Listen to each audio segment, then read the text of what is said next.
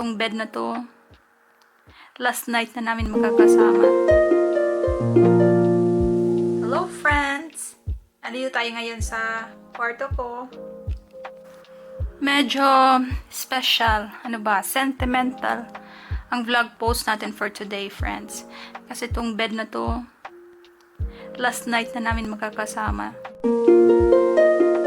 Nagkasama kami simula 2013. Ang bed na to, friends, binigay sa akin ng family friend namin. Actually, hindi lang bed na to, madami pa akong mga things na pinamigay nila na hindi na nila ginagamit. Kaya binigay nila sa akin.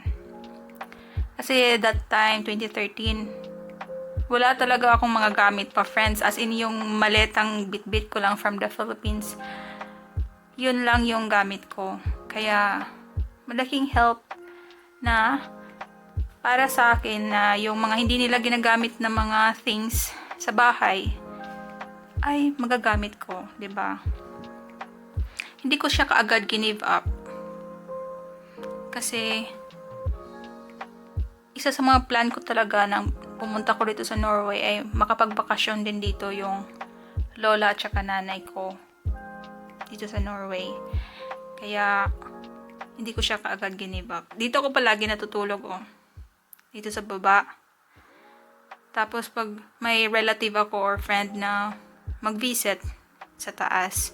Pero sa time na nagbakasyon yung nanay ko dito at saka yung lola ko, dito ako sa baba natutulog.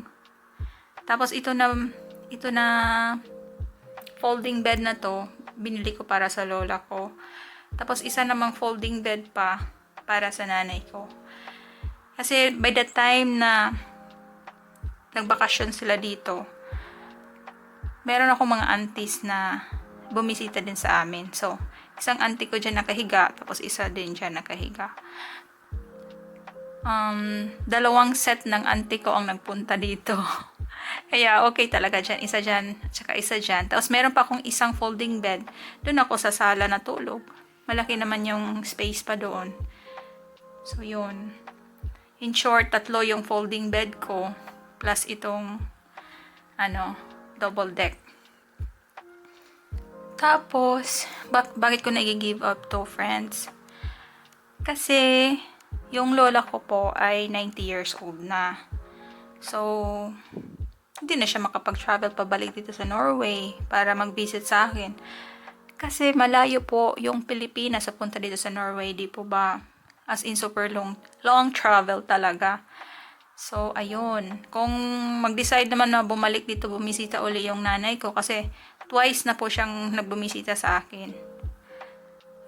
Meron naman 3 pang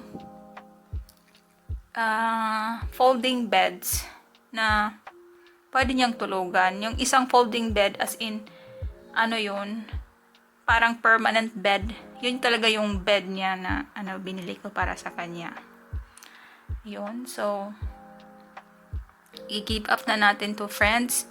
Bukas, yung bagong may-ari pupunta dito para kunin ang bed na to. Yan. Ayan po, friends. So, nakita nyo kung gaano simple yung room ko.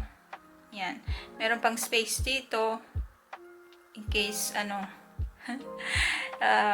may bisita uli. For example lang dito yung nanay ko, pumisita yung mga aunties ko, meron namang malawak na space.